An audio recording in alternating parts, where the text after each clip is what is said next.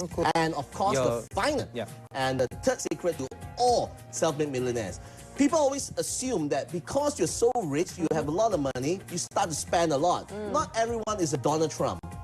Donald Trump chooses to live his life that way, where he lives his life in the manner where he starts to spend a lot. He has his own aeroplane, he has his own buildings, he plasters his name everywhere. Not a bad thing at all, and think it's cool. But not everyone does it that way. The third secret of all self-made millionaires they are very prudent. Live moderately.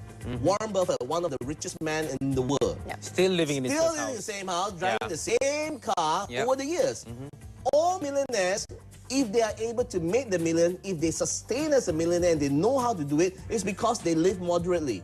I live moderately. I still eat at the same mamak stores I used to before I became a millionaire. It's the same thing. It's not about you showing how much you got. It's about how we make it for achievement and how we live our life moderately. Are you still driving your same BMW? Yes, I have increased from the 3 Series, now I'm driving my 5 Series. Oh, okay. But it's not about... It's still a BMW. It's still a BMW. It's still in fact, moderate. they should sponsor me, right? Because I'm driving that. But it's not about the cars, it's not about that. It's really about the achievement of what you desire. It's not about the materials of what you have. I don't want to teach Malaysians to be materialistic. But sometimes it's important for us to say, you know, that's what I want. That's right. And achieve it, go for it, get it. It's not for you to show to the whole what you are about or what you have, but really it's important for everyone to do better in their life. So these 3 secrets over here are very critical. First, have a $1 million desire. You gotta have that. Secondly, make sure you have a $1 million game plan.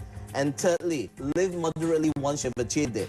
Well, Ernie, I get the 3 secrets that you're telling us, but let's talk about mindset for people. Sure. Standard thing that affects all of us. From the moment you're born, that's what affects us.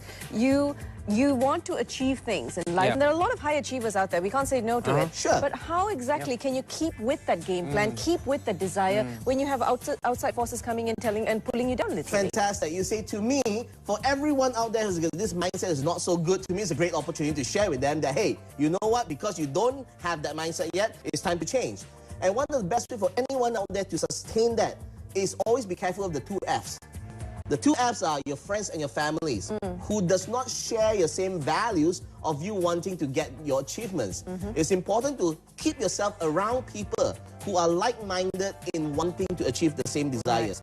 If you want to be a millionaire, hang around millionaires.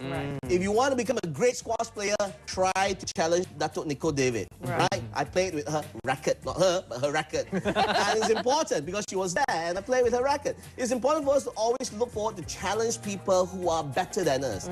Hang around people who are like-minded, flocks together, hang around together. Don't go and hang out with losers out there. There are winners out there, there are losers out there. The choice is ours. Hang out with winners. Okay, this question I have to ask. You hang out with winners, you hang out with very, very motivated people. I get that. But would that make you a different person than who you are? Sure. Because certain people, they change. When they see money coming in, they see they're hanging out with... And if you're hanging out with a millionaire, you're hanging out practically with a little bit of a dollar sign, ka-ching, going around there. So would you become a different person? If then, how do you balance that? Remember what I said just now. All millionaires live moderately.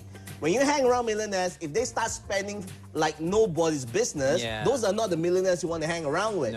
You want to hang around millionaires where they know how to maintain and sustain their wealth. It's not about just making money and spending. It's not about keeping it all. It's about learning how to reinvest it into the right things. Give it back to society. There you go. The more you give back, the more comes back. There you go. And I figured out yesterday, I had a meeting and 3 of my centers who are running my franchise centers or my learning centers, they owe me 30,000 each of the centers. And they proposed to me, Ernie, why don't we give this 30,000 that we owe you back to the society? I said, so how do you want to go about doing it? They say, why don't we teach for free to needy children to attend the English classes and maths classes. I pay for it, they do the work. I'll say, that's okay, I don't mind because you owe me the money, there's nothing coming out, I just don't collect the money, but you're doing good for the community. And we are giving back a lot of money. So with 3 centers, 30,000 each centers, and I told them, in order for me to do that, you have to double it. Which means to say, if I put 30,000 in, you have to put 30,000 of your other effort. So we have just put in place 180,000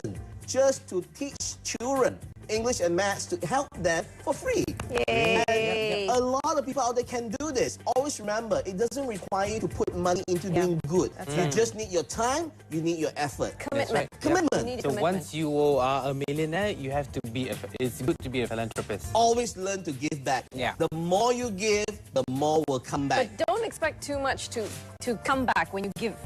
Don't give because you're expecting something to come. Correct. That's the other thing we need to learn. Do not give with the notion in mind saying, I will get this back. Yes, but it will come back. Somehow it'll come Somehow, believe back. What goes me. around comes around. The more you give, the more it comes back. Don't stay focused on chasing on the dollar note, right? It will never end. It's never enough. Employees out there, I always tell people that.